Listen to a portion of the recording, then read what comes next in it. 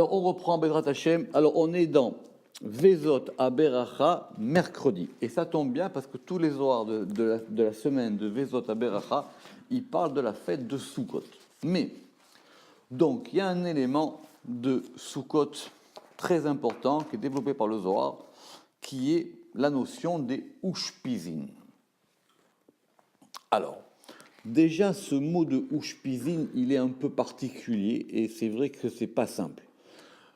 Évidemment, ça désigne les invités, mais un invité, ça se dit un oréach. Ça ne se dit pas un ushpiz. Donc ce mot ushpiz, il y a beaucoup de discussions pour savoir d'où il provient. D'accord? Alors il y en a qui ont dit peut-être ça vient de la racine hospice, ou plutôt que c'est ushpiz qui a formé hospice. D'accord? C'est le lieu d'accueil. Mais il peut dire à la fois, et étymologiquement c'est une difficulté, il peut dire à la fois soit celui qui invite, soit celui qui est invité. D'ailleurs, même en français, il y a une ambiguïté sur l'hôte. C'est qui un hôte? C'est celui qui reçoit ou celui qui est invité? Normalement, l'hôte, c'est celui qui est invité. Mais ça peut dire aussi celui qui invite. D'accord? Très bien. Donc, le soir, on va parler de ce sujet, de ces invités, les ushpiz. Vous verrez les cours précédemment, je vous résume brièvement. La soukha historique du désert, elle était formée par des nuées. D'accord? Elle était formée par des nuées. Et ce sont ces nuées qu'on appelle les Anane Kavod, les nuées de gloire ou les nuées d'honneur. Je préfère quand même l'honneur à la gloire. Et qui font que le Zohar apprend que cette soukha, avant même qu'on l'habite, elle est habitée. Ou plutôt, il faut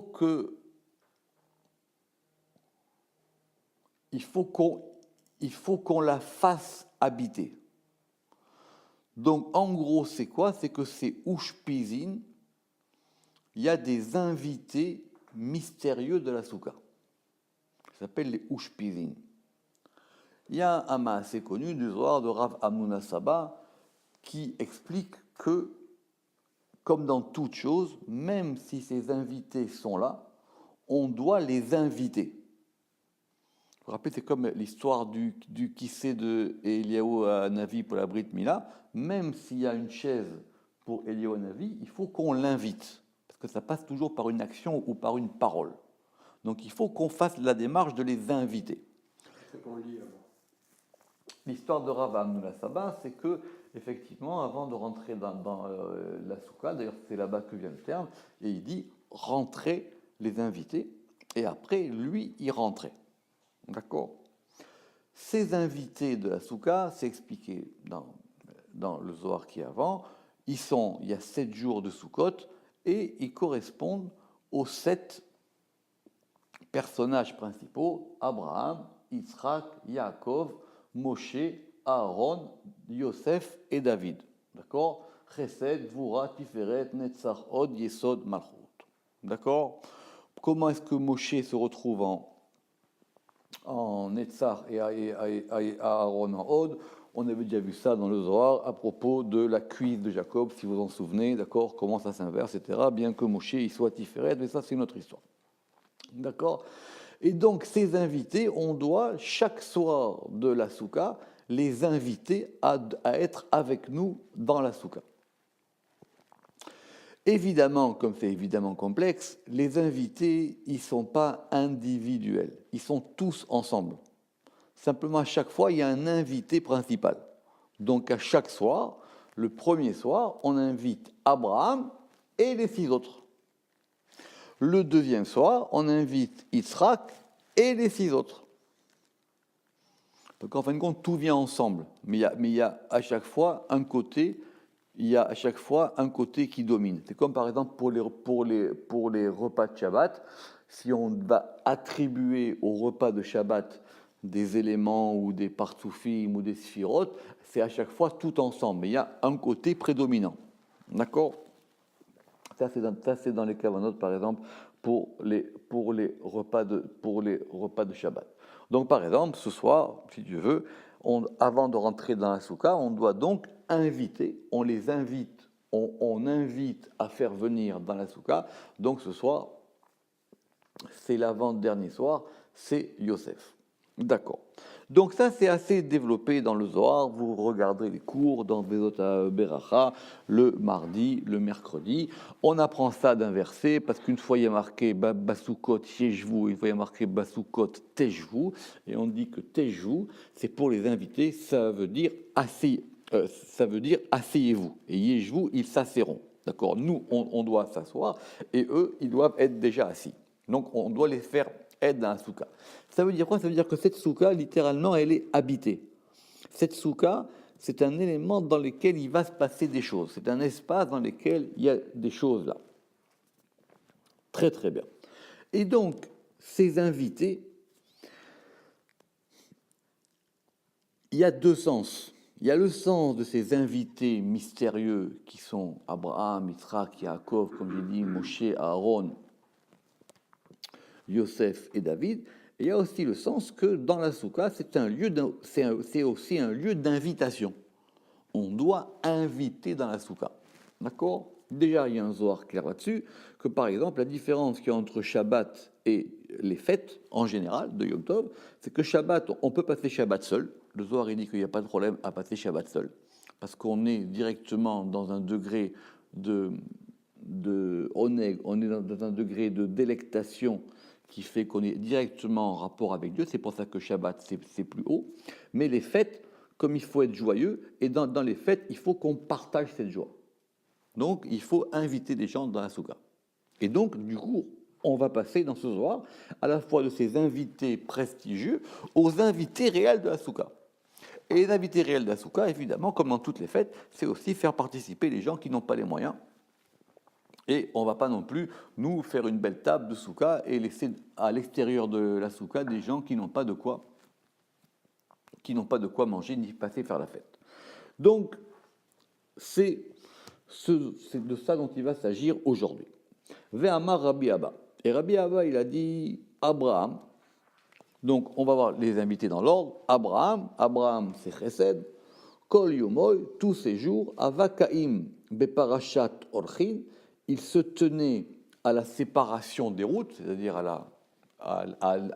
ou peut-être à l'intersection. Moi, j'ai marqué séparation, mais ça peut être aussi l'intersection, comme vous voulez. C'est-à-dire l'endroit où les routes se croisent.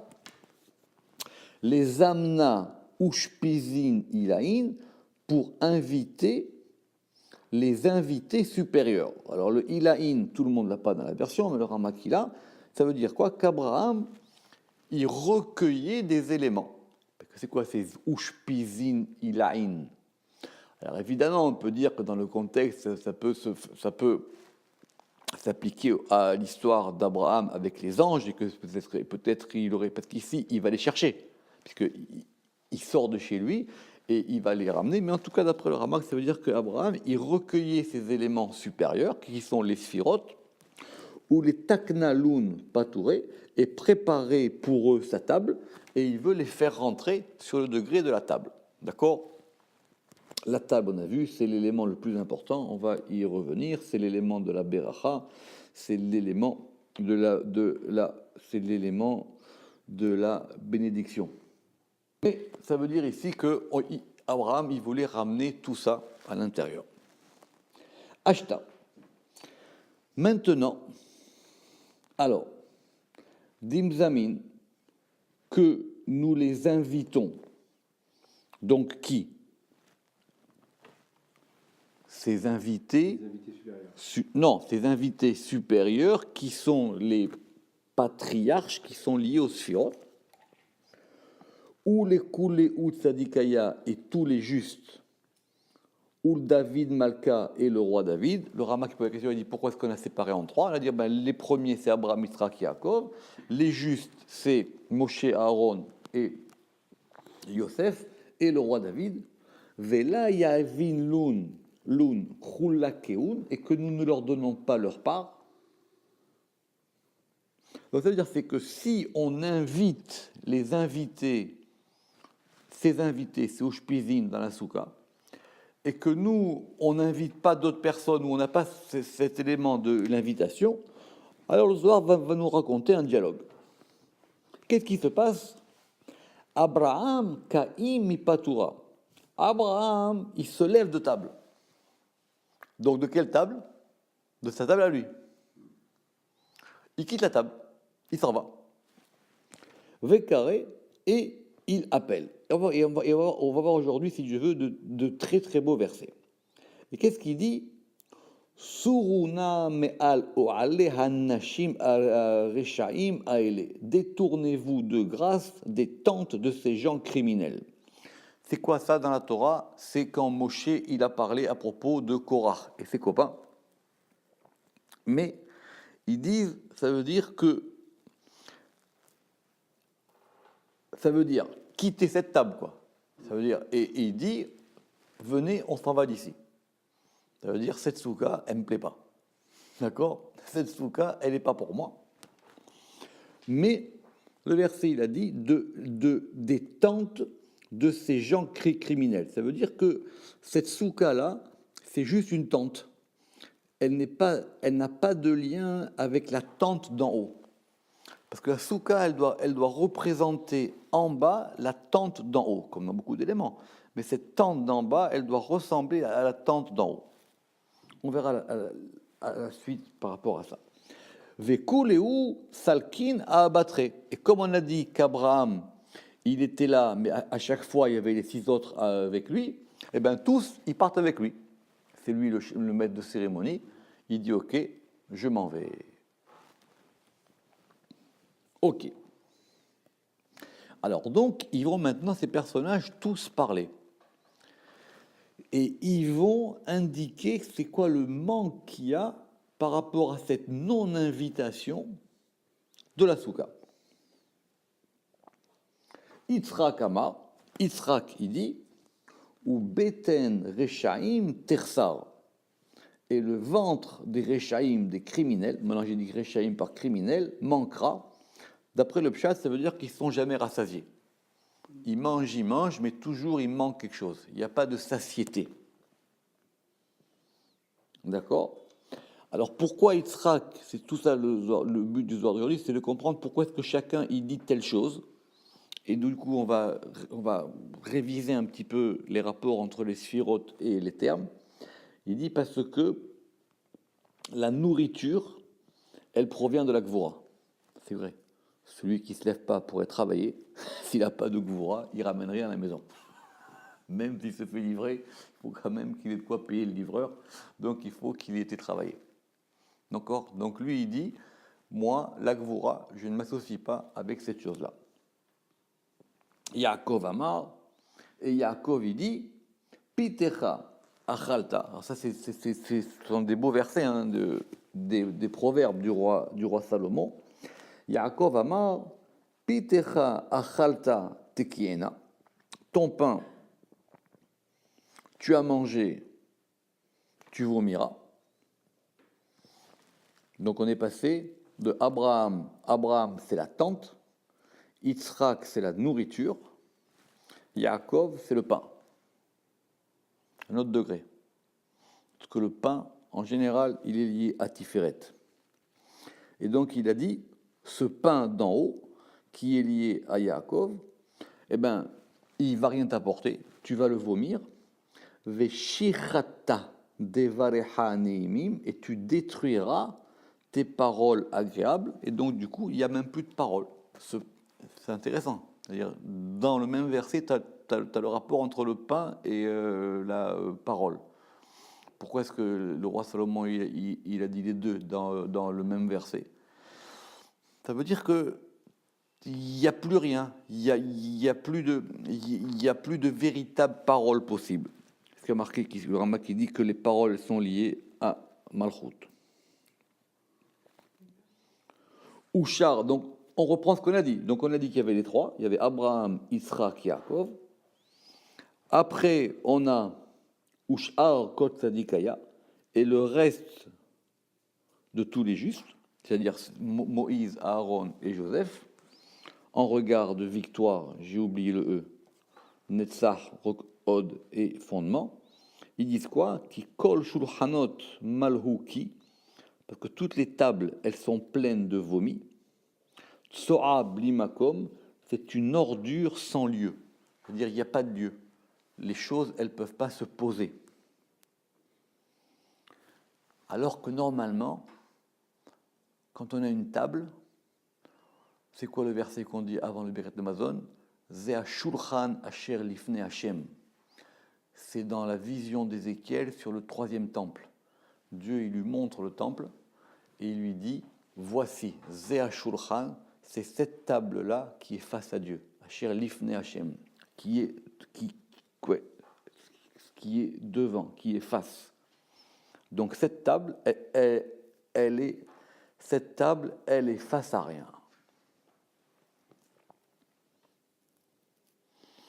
Sans lieu, ça veut dire qu'elle n'a pas de lieu propre. Elle est nulle part. Elle ne correspond à rien. C'est une table sans lieu. On a une souka. Hein. On parle maintenant de la table de la souka. Alors, le roi David. Alors, vous savez que le roi David, c'est un Zohar clair qui explique ça, qu'il a fait un testament avant de mourir. Et qu'est-ce qu'il a fait? Qu'est-ce qu'il a dit dans son testament? Il a dit, lui, il mangera à ta table, et lui, je ne veux jamais le voir à ta table. Zohar, il dit, c'est ça un testament? Il dit oui, parce que de la table du roi David se déversaient toutes les bénédictions. Donc il a dit, lui, il mérite pas. Le testament de David, c'était un plan de table. N'oubliez pas cette chose-là. Son testament à lui, c'était bon. Bien après, il a dit qu'effectivement, il y avait 2-3 personnes qui méritaient d'être un peu secouées aussi. Alors, le roi David. Pourquoi le roi David ici il est important? Parce qu'on va attribuer que le roi David, évidemment, il est Malchout. Le roi David, il est Malchout, et que cette fête de Sukkot, elle vient après Rosh Hashanah et Kippour. Et que tous les jugements qui ont été faits, et les jugements en général, c'est pour ça qu'on dit Gmar Khatima Tova après Kippour, tous ces jugements, ils sont faits pendant cette période de Rosh Hashanah à Kippour. Et comme les jugements ils sont du côté de Malchout, c'est le roi David, c'est lié au roi David. C'est une manière particulière de voir les choses. Généralement, on voit les 10 jours de pénitence d'une autre manière. Ça s'appelle vous savez, ce sont ces 10 jours entre eux. D'accord. Alors, David Malka, de Hashlim Dinoy, qui a complété, les Hashlim, c'est-à-dire qu'il a complété, c'est-à-dire qu'il a terminé ses jugements, Amar, et il a dit, Vaï ka'aseret hayamim, vaï gof Hashem et naval vayamot. Et ce fut comme 10 jours, et Hashem a frappé Naval et il mourut. C'est intéressant parce que normalement ce verset, il est anonyme. C'est pas David qui le dit. C'est dans la Torah, enfin c'est dans Shmuel. Comme dit, c'est lui qui le dit. Alors, c'est quoi l'histoire? Ça, vous aimez les histoires, il va faire des histoires. Le roi David, il était en guerre. Il a toujours été en guerre, d'ailleurs, le pauvre, toute sa vie. Et il a appris qu'il y avait un personnage qui s'appelait Naval. Naval, la Torah, le prophète, il dit, de tes manières, il avait le nom qui lui correspondait. Naval, ça veut dire c'était une ordure, une névéla, une charogne. Mais il était très riche. Et il avait une femme qui était une femme extraordinaire qui s'appelait... Donc, il avait une femme qui s'appelait Abigail. Et qu'est-ce qu'il a fait le roi David? Il a envoyé ses guerriers chez Naval et il lui a dit, donne-nous à manger. Et Naval, il a dit, je ne connais pas celui-là, et c'est quoi maintenant? N'importe quel type, il vient, il se lève et il va venir me donner à manger. Donc, tu n'auras rien du tout. Ils sont revenus, ils ont dit ça à David. David dit, bon, ok, c'est pas un problème. Donc, on va aller demain et on va lui secouer un peu les bretelles à Naval. Et il était sous.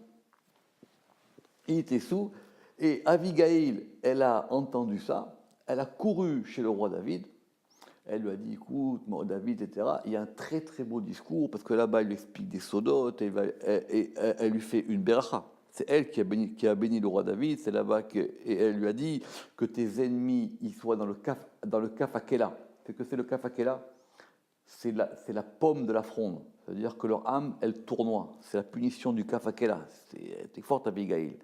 Et c'est là-bas qu'on a l'expression qu'elle lui a dit et que ton âme à toi de David, elle soit dans le Tzror Achaim, dans le bouquet des vies. Tout ce qu'on apprend sur la mort et ce qui se passe après la mort, on l'apprend de ce discours d'Abigail. La punition du kaf Akela, c'est qu'on avait parlé la dernière fois du Guéhinam, mais le Guéhinam c'est bien, parce que ceux qui sont dans le kaf Akela, ceux-là ils tournent pendant des millénaires et ils font des tours.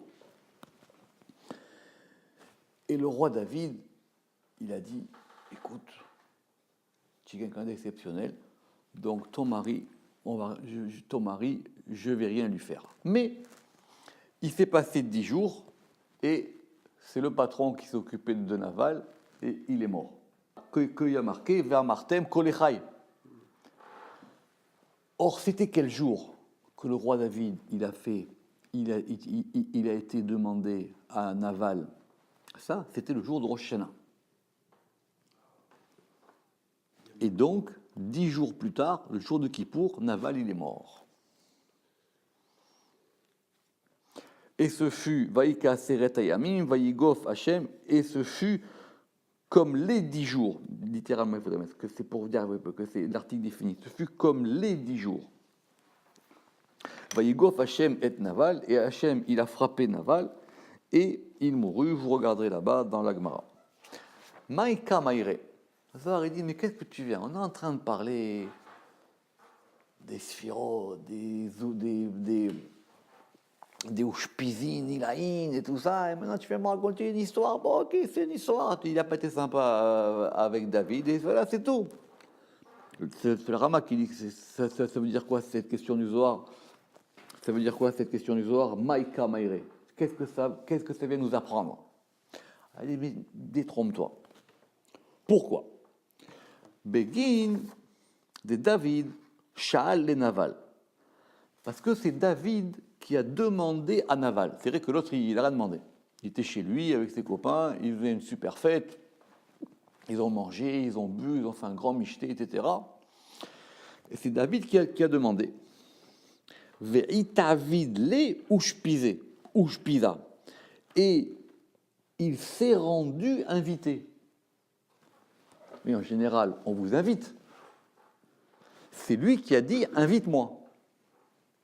Mais le roi David, il avait roi HaKodesh. Non. Il n'a pas dit « invite-moi chez toi ». Parce qu'il ne voulait pas manger à sa table. Il a dit « envoie-moi de la nourriture ». C'est un sod, il dit le Ramak. Et c'est un sod. Le roi David, il n'a pas dit « je veux manger chez toi ». Mais il a dit « je veux, envoie-moi de la nourriture pour que je deviendrai ton invité ». Donc il n'était pas non plus n'importe qui ce Naval, ça veut dire c'est le Zohar. Et Vélaba, et il n'a pas voulu. Alors après, il y a deux versions, soit une avec Da, soit une qui dit Véla, mais c'est celle du Ramak qui est la meilleure. Véla Zaminle, et il ne l'a pas invité. Véla Yaïvle Khulka, et il ne lui a pas donné de part. D'accord? De là, il dit le Ramak, on apprend qu'on n'est pas non plus obligé d'inviter le pauvre chez soi. On peut lui envoyer des choses. On n'est pas non plus obligé de l'inviter à sa table. Parce qu'il faut faire attention aussi qui c'est qu'on a à sa table. D'accord? Bon, s'il a besoin de manger, c'est une chose, mais peut-être que ta table aussi, tu fais attention à qui tu invites et qui tu n'invites pas. Tu peux lui donner pour qu'il fasse la fête chez lui. De David Malka Dainalma. Et dans ces 10 jours où le roi David juge le monde, donc c'est quoi ces 10 jours pour voir si vous suivez?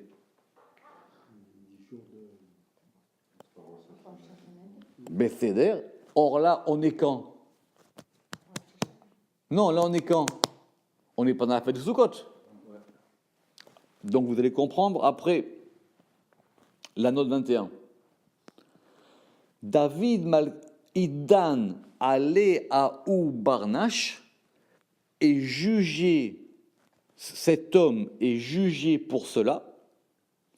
De Ashlim Ledina Bish Yatir Minaval. Très compliqué cette phrase, parce qu'il a accompli pour lui un jugement plus que Naval.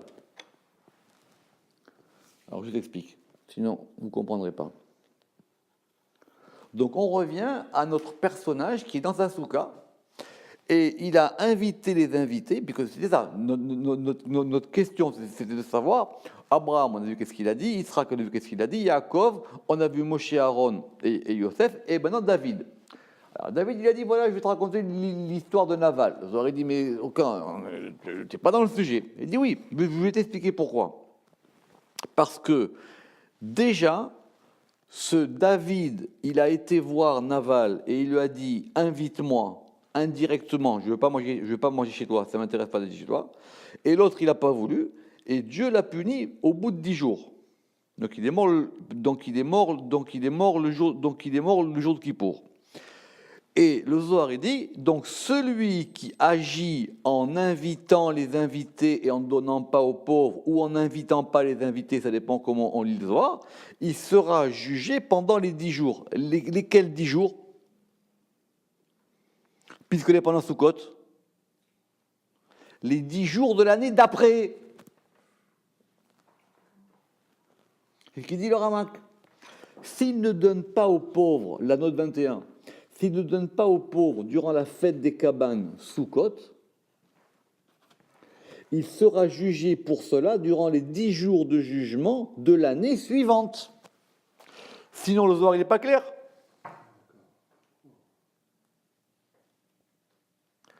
Et maintenant, pourquoi est-ce que c'est pire que Naval? Alors, il y a deux raisons. Le Ramak il dit parce que David, il n'a pas demandé vraiment à être chez lui. Il a dit simplement, donne-moi quelque chose. Alors, si déjà Naval, il a refusé d'envoyer quelque chose, donc à plus forte raison, celui qui refuse d'inviter chez lui. Ou alors, deuxième explication, parce que qu'est-ce qu'il a fait l'autre? Il a invité les Ushpizin et il leur a rien donné, ce qui est encore pire. C'est un affront. Très compliqué, cette histoire de Zohar. Alors, Amar Rabbi Lazar, qui est le fils de Rabbi Shimon, il a dit, Begin Ekar, à cause de ça, Oraita lo atrahat ale de barnash yatir. La Torah, elle n'a pas plus dérangé l'homme. Ça veut dire, ok, tu dois inviter des gens, mais on ne va pas non plus te demander de changer ta vie.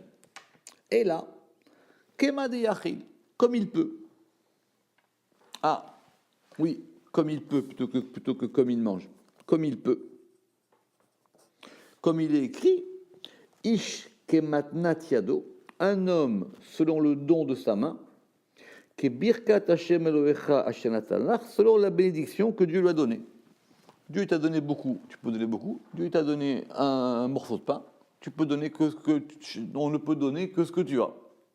Et ça ne manque pas des textes là-dessus où effectivement on n'est pas obligé de faire plus que ce qu'on doit. On doit donner que selon ses possibilités. Alors le Zohar il dit, mais si c'est comme ça alors, ve'itema, ve'la lema inesh. Alors il dit, puisque je ne dois donner que selon mes moyens, écoutez le Zohar il dit, alors comment est-ce qu'on va faire? C'est très simple, il dit, alors c'est une autre manière. Echoul, ve'ezba, je vais manger, je vais me rassasier. Ve'arvi, ce harvi est très compliqué parce qu'il y a plusieurs termes, il y a plusieurs versions du Zohar, mais en tout cas on va dire soit je vais thésauriser, soit je vais garder. D'abord moi je mange, je regarde tout ce que j'ai, d'abord bekadmita, ou ma deshtaer etal miskene, et ce qui va rester je donne aux pauvres. Il a raison. Pourquoi est-ce que maintenant tu me parles? On n'est pas en train de parler maintenant de la mitzvah de tzedaka. On est en train de parler de cette notion de l'invitation. Comment ça se passe, les invités? Et on va voir que quand on invite, c'est à tous les sens du terme. C'est que quand j'invite plus que l'invité. L'invitation, c'est une ouverture. J'invite quelque chose. C'est pas une manière d'inviter. Je me rassasirai, c'est le contraire. Le Zohar, il a dit, attention, je ne peux pas non plus me plier en quatre et donner à lui à manger ce que moi j'ai pas. Alors il dit, alors très bien, alors pourquoi je ne dis pas maintenant l'inverse? D'abord moi je mange, ce qui est logique. D'abord moi je mange, je donne à manger à ma famille, et ce qui reste, on le partage. C'est plus de la simra aussi. Habibi, ça serait logique. Ça ne serait pas non plus logique. Tu ne peux pas non plus, comme il a dit l'autre, déshabiller Paul pour habiller Jacques, non? Alors, qu'est-ce que tu fais? Alors, d'abord, toi, tu manges, tu manges, tu passes ta fête tranquille, et ce qui reste à la fin, eh ben, je dirais pour le pauvre. D'ailleurs, c'est comme ça qu'on fait en général. C'est que d'abord, tu pourvois à tes besoins, et tu partages ce qui te reste. On ne va pas te demander de te démunir, toi, sinon, du coup, la fête pour toi, ce n'est pas une fête. Alors, La logique, c'est pas l'invitation. Non, mais c'est... l'invitation, maintenant, on veut mesurer à quel moment elle va s'opérer. Le principe de l'invitation, on l'a déjà depuis Abraham lui-même. Abraham, c'est quelqu'un qui a invité des forces supérieures. Et en les invitant, il les a amenés à sa table. Il faut suivre le Zohar. D'accord. Alors après, on a dit, maintenant, on va voir ça selon chacun des personnages, selon ces fameux invités de la Souka. Donc on a vu Abraham, on a vu Yitzhak, on a vu Yaakov, on a vu les trois ensemble, Moshe, Aaron et Yosef, et maintenant on voit David. Maintenant, David, c'est le plus complexe, parce que David, lui, il est lié à la Malchout, et David, il est lié lui-même à la table. Donc on a voulu maintenant comprendre comment est-ce que ça s'est passé dans ce cas de David avec Naval. Alors il dit, mais ton cas, c'est pour ça que le Rama qui dit que cette question de en haut là-bas, qu'on a eue, qui disait Maïka Maïré, c'est une question importante. Le Zohar dit, mais qu'est-ce que tu veux m'apprendre de là? Alors il dit, je veux t'apprendre de là que lui, il a été puni au bout de 10 jours, donc lui il sera jugé les 10 jours d'après. Que David, il n'a pas voulu manger chez lui, il a simplement voulu qu'il lui envoie. Donc tu peux comprendre que tu peux faire ça. Et le Zohar, il rebondit et il dit, mais alors si c'est comme ça, très bien. Si je ne peux pas faire plus que ce que je dois, alors d'abord moi je mange et après le reste je vois. Alors c'est pour ça que le Zohar il revient dessus et il dit, et là, Recha de Cholan de Ushpizin ou. Recha, c'est littéralement la tête, le commencement. Le prémisse de tout est pour les invités. Ça veut dire quoi? Ça veut dire que j'ai 10 parts, j'ai donné à manger pour 10 parts, j'ai pas 11, j'ai pas 15, j'ai 10 parts, et ben j'ai 8 parts à la maison, la famille, et il me reste 2 parts. Et ben ces 2 parts que je vais donner, je les donne en premier. C'est juste l'ordre qui change. C'est juste l'ordre qui change. Je ne peux pas faire 20 parts avec 10 parts. Mais si j'ai que 10 parts, ok, c'est selon mes moyens, je donne d'abord cette part-là. Je le sers en premier. D'accord? Je le sers en premier. Alors, mais si je le sers en premier, qu'est-ce qui va se passer? C'est très simple. Hein? Vei chade les ushpizin. Donc, il va donc réjouir les invités. Quand tu vas manger chez quelqu'un et qu'il te sert en premier, tu es content. D'accord? Bon, Marc, même s'il te sert en dernier. Mais en tout cas, tu es plus content s'il te sert en premier. Vera veloun. Et attention. Kucha berechu hadeime. Le Saint béni soit-il, il se réjouit avec lui. D'accord? Donc maintenant, on va voir la situation inverse, où lui, il invite, et il invite comme il se doit. Alors,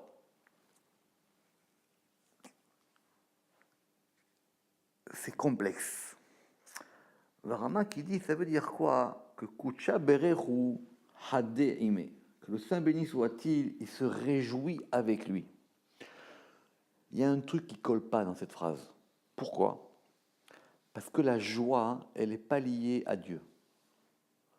La joie, elle n'est pas liée à Kucha Berehu.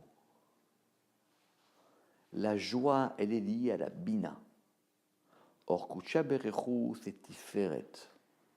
Alors il dit, dans ce cas-là, Kucha Berehu, c'est Bina. Pourquoi? Parce que de même que toi, tu as réjoui quelqu'un, alors tu vas être réjoui.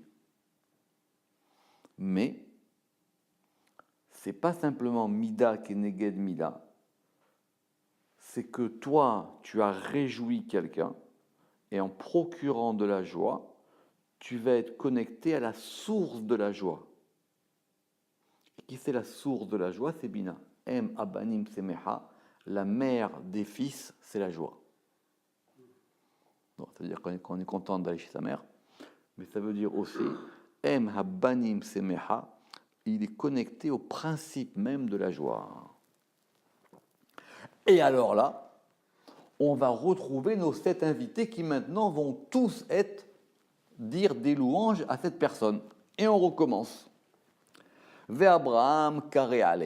Et Abraham, qu'est-ce qu'il va lui dire? Az titanag al Hashem. Alors tu te délecteras sur Yudke Vavke. Et là, Yudke Vavke, c'est quoi? C'est Tiferet. Puisque c'est au-dessus de Yudke Vavke. C'est ultra subtil. C'est comment tu peux méditer sur une phrase du Zohar. C'est que dans la même phrase, une fois Kucha Berechu, c'est Bina, et une fois, c'est Tiferet. Sinon, il a raison. Parce qu'après, il te dit, tu te réjouiras, enfin, un petit arnaque, tu te délecteras, pardon, c'est le oneg, tu vas te délecter al. Au-dessus, al, c'est au-dessus, c'est sûr. Yudke Vavke. Vous savez que c'est quoi cette phrase-là? C'est la phrase qu'on dit avant le qui douche de Shabbat. Ah, c'est un. Ok. Alors du coup, maintenant, cette personne est dans sa soukha, elle a invité les gens, et les invités qui sont là tous présents en même temps, ils vont chacun lui apporter leur protection des invités. C'est ça qu'on appelle la beracha de la fête. Alors Abraham, il lui a dit, tu vas te délecter au-dessus de Yudke Vavke. Yitzhak. Rappelez-vous, comme on avait vu que dans le cas négatif, chacun il était capable de dire une chose pas très bonne en fonction de qui il est. Parce qu'on bénit toujours en fonction de qui on est. On bénit toujours par rapport à ce qu'on est. Alors qu'est-ce qu'il lui dit, Yitzhak? Il lui dit Kol keli yutsar laïch lo yitzlach. C'est ce qu'on dit après les sonneries du chauffard. Ça veut dire quoi? Tout instrument ou toute arme, mais keli c'est un instrument, kol keli yutsar alaïr, tout instrument formé, alaïr c'est sur toi, mais ici j'ai dit par contre toi, lo yitzlach, il ne réussira pas. Ça veut dire quoi? Ça veut dire qu'ils peuvent faire toutes sortes d'armes, ils peuvent inventer toutes sortes de stratagèmes, ça ne marchera pas. Alors la question c'est, est-ce que c'est le rôle d'Yitzhak de dire ça? Alors a priori oui, parce que Yitzhak il est Gvura. Gvura c'est la force, et la force elle peut lutter contre les forces extérieures. C'est la note. Yitzhak il peut briser et brûler les forces des clipotes. Et Rabbi Shimon, qui est le père de Rabbi Elazar, il dit non. Amar Rabbi Shimon, aïe, David Malka Amarle. Il dit non, ça, c'est pas la beracha de Yitzhak, c'est la beracha de David. Comment Rabbi Shimon il sait quelle est la beracha de Yitzhak et la beracha de David? T'imagines ça? Déjà, même comment Rabbi Lazare, il dit, voilà, lui il a dit ça, lui il a dit ça, lui il a dit ça, lui il a dit ça. Et son père, il le reprend et il dit, non, mon fils, c'est pas Yitzhak qui le dit, c'est David. Mazé Méchané maintenant de savoir qui le dit. Oui, c'est important. Mazé Méchané.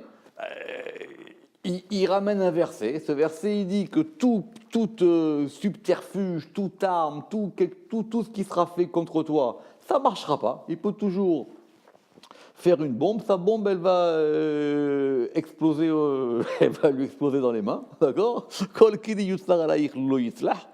Et Rabbi Shimon dit non. Ça, c'est pas ça. Ça, c'est pas Yitzhak qui l'a dit, c'est David. Pourquoi? Le Rama qui dit. Parce que les gvurot de Yitzhak, c'est pas le véritable degré pour se défaire de ces complots.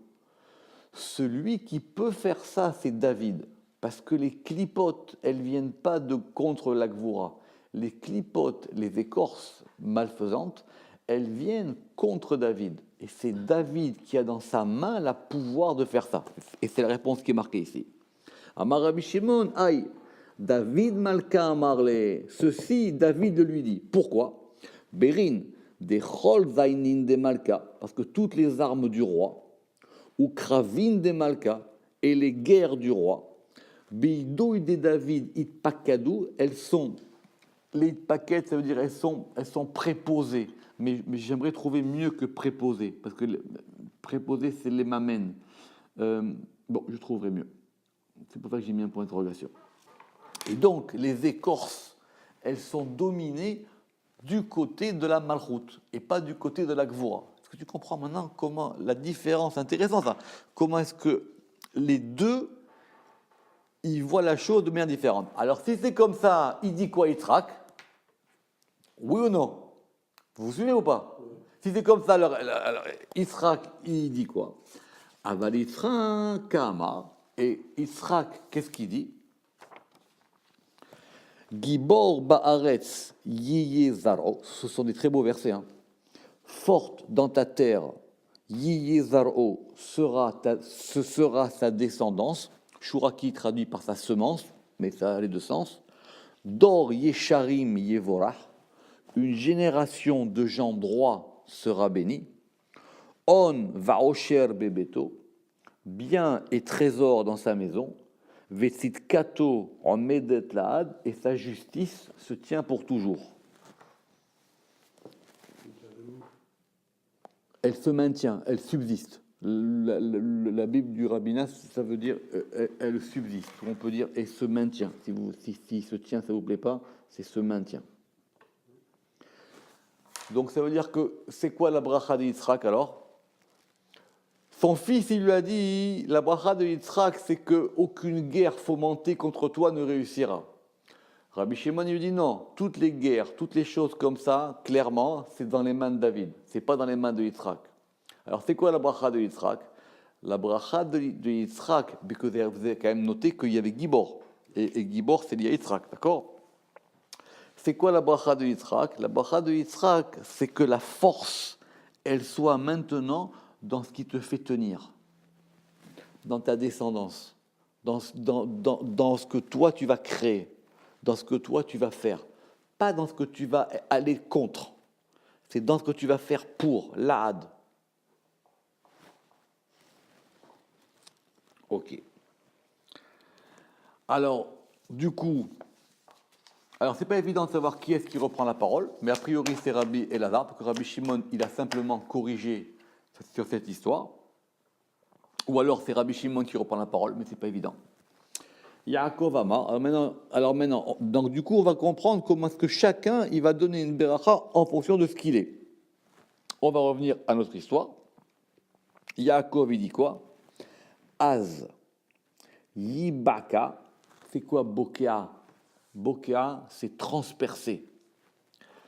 Alors transpercera Kashachar, comme l'aube. Le shachar, c'est l'aube, c'est le début du matin. Le matin, c'est le boker.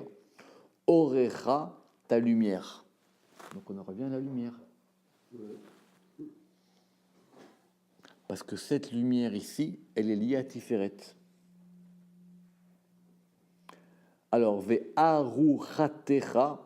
Alors, soit aruchatecha, c'est soit ta guérison, soit ton salut. Et ton salut, mehera, c'est quoi maher? Vite. Hein? Maher, vite, mehera. Titzmah. Titzmah, c'est quoi tzomeach? C'est germer, pousser. Titzmach, ve'alach lefanecha tzidkecha, et ira devant toi tzidkecha, ta justice, gvod Hashem ya'asfecha, honneur de Yudke Vavke, il rassemblera. Parce que tous, ils donnent une beracha qui va aller jusque dans la malchoute. Simplement, chacun, il donne un chemin. Parce que même dans le verset d'avant, il y avait marqué « Vetzidkato omedet laad ». Donc à chaque fois, ça descend. Pourquoi? Parce qu'à chaque fois, ça descend dans la malchoute. Pourquoi? Parce qu'on est dans la souka. C'est la bracha qui va... Comment? C'est long, là. Exactement. Exactement. Tout à fait. De ce point de vue-là, oui. De ce point de vue-là, c'est l'ombre de la chose. C'est simple. Si Tiferet, c'est le soleil, la malchoute, la malchoute, c'est la lune. Et la lune, elle est formée par l'ombre du soleil. Enfin, par la lune, c'est le reflet de la lumière du soleil. Exactement ça. Donc à chaque fois, ça marche de cette manière-là. Alors on reprend. Sha'ar tzadikaya amre. On a maintenant toujours Moshe, Aaron et Yosef. Ils disent. Alors, Ve'nachacha Hashem tamid. On va faire de l'hébreu aujourd'hui. Et Hashem, nachacha. Nachacha, ça veut dire à la fois, ça veut dire diriger. Enfin, diriger, mais dans le sens où je te dirige doucement, gentiment. Il y a aussi noir dedans. Tamid, en permanence, constamment. Ve'izbi'a, et il rassasira betzartzachot nafshecha. Alors, les tzartzachot, pour ceux qui se rappellent, c'est une porte dans le Pardès. Vous vous rappelez, ce sont ces fameuses lumières qui sont au-dessus des sphirotes, que j'avais appelé, que j'avais traduit par étant les nitissences. Mais dans le verset, c'est un peu compris comme étant les sécheresses de ton âme. C'est pas très clair ce que ça veut dire d'après le Pshat, cette histoire-là. Donc il vaut mieux dire que ça veut dire que ton nefesh, ton degré de nefesh, il va recevoir une lumière de très très haut. Ve'atzmotecha yahalitz. Alors, atzmotecha sont tes os. Atzamot. Yahalitz, c'est quoi? Un chaloutz, un choletz, c'est-à-dire qu'il va les fortifier. Et il va fortifier tes os. Ve'aïta, et tu seras. Kegan ravé, et tu seras comme un jardin abreuvé. Donc, encore une fois, il y a une lumière qui va descendre, et cette lumière, elle va descendre, et elle va aller jusqu'au jardin, jusqu'à la malchoute. À chaque fois, c'est un chemin par lequel on va donner une beracha qui va passer par chacun de ces ushpizim, et quand ça descend, on fait le cheminement jusqu'en bas. Ve'aïta, et tu seras Kegan ravé, comme un jardin abreuvé, mais comme un jardin saturé. Mais comme en français, ça saturé, c'est mauvais parce qu'un son qui est saturé, il n'est pas très audible. Alors là, c'est qu'il est vraiment, littéralement, c'est qu'il est abreuvé en comblé. Kossi revaya, avec un vav, pas avec un bête. Kossi revaya, ça veut dire ma coupe, elle déborde. Ou comme un jardin débordant, mais on n'a pas la notion de liquide qu'il y a dans Ravé. Donc c'est pour ça que je dis comme un jardin abreuvé, ou kemotsa maim, et comme une sortie d'eau, asher lo yichazevu memav, dont les eaux ne trompent pas. Ce sont des eaux fidèles.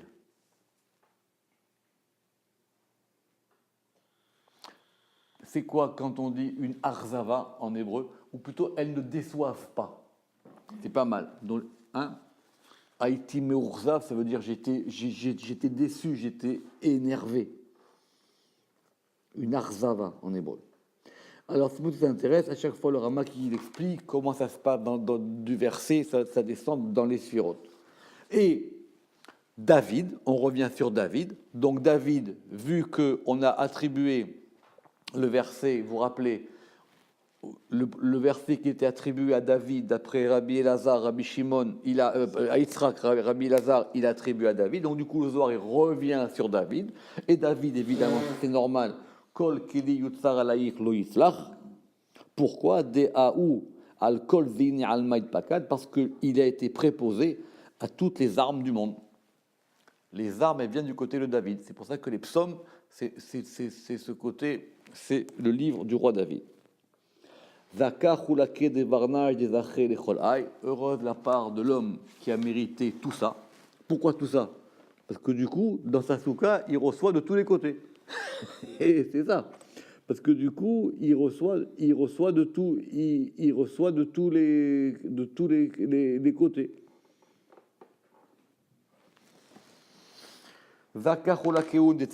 Heureuse les parts des justes. Be'almadin ou be'almadeate, dans ce monde-ci et dans le monde qui vient. Et maintenant, on reprend de façon générale. Aléou ktiv, à leur propos, il est écrit Ve'amer kulam tzadikim, et ton peuple, ce sont tous des justes. Le'olam yirshu aretz, pour toujours, pour le monde, ils hériteront de la terre. Et la terre, c'est la malchoute. Mais là, maintenant, c'est une beracha kolelet. Maaseh yadai lidpaer, l'œuvre de mes mains pour être parée. Baruch Adonai Leolam, Amen ve Amen.